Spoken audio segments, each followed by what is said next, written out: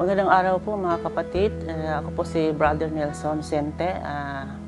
Nag-ilesis po ako mga 1996. Naramdaman ko nung nag-ilesis ako, actually, 2 araw yun. Nung unang araw, parang wala lang sa akin yun. Parang corny ba sa akin ang dating. Parang dadada na may na rin ako sa mga ibang mga participants na ano. Pero yung sa akin lang talaga, kasi alam kong pagkain libre, parang hinihintay ko lang yung pagkain, gano'n. Oh.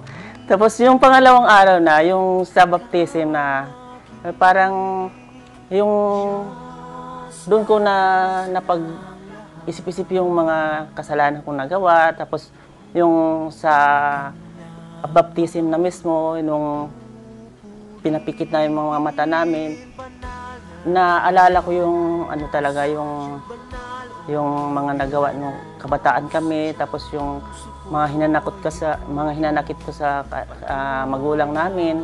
Kasi alam niyo naman, mga 11 kapatid kami, tapos yung bang hindi nabibigay ng magulang yung dapat sa mga anak.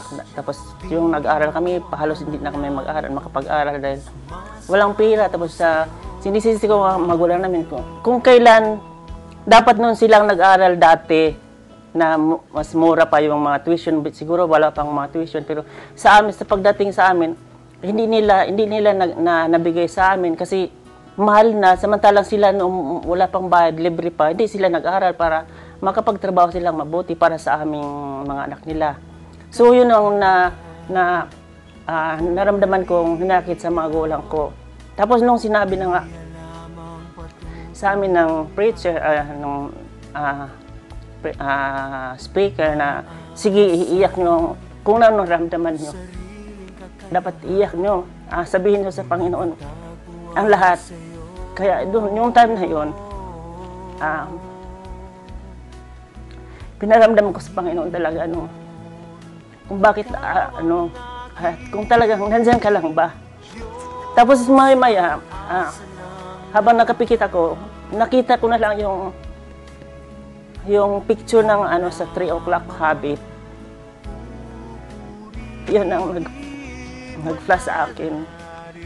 Tapos iniyak ko sa kanya yung naramdaman ko. Tapos natapos yung ilis na yon, parang naramdaman kong pinatawad ako ng Panginoon sa mga nagawa ko. Inaanya ko rin yung mga kapatid natin na hindi nag-ilis ngayon na sana subukan din nila at huwag silang mag-atubili na sumali sa ganitong gawain. At sa community namin, mayroon kaming LSS tuwing huling Sabado ng buwan. Kaya inaanyayahan namin kayo, mga kapatid, na sumali po tayo sa ganitong gawain ng Panginoon.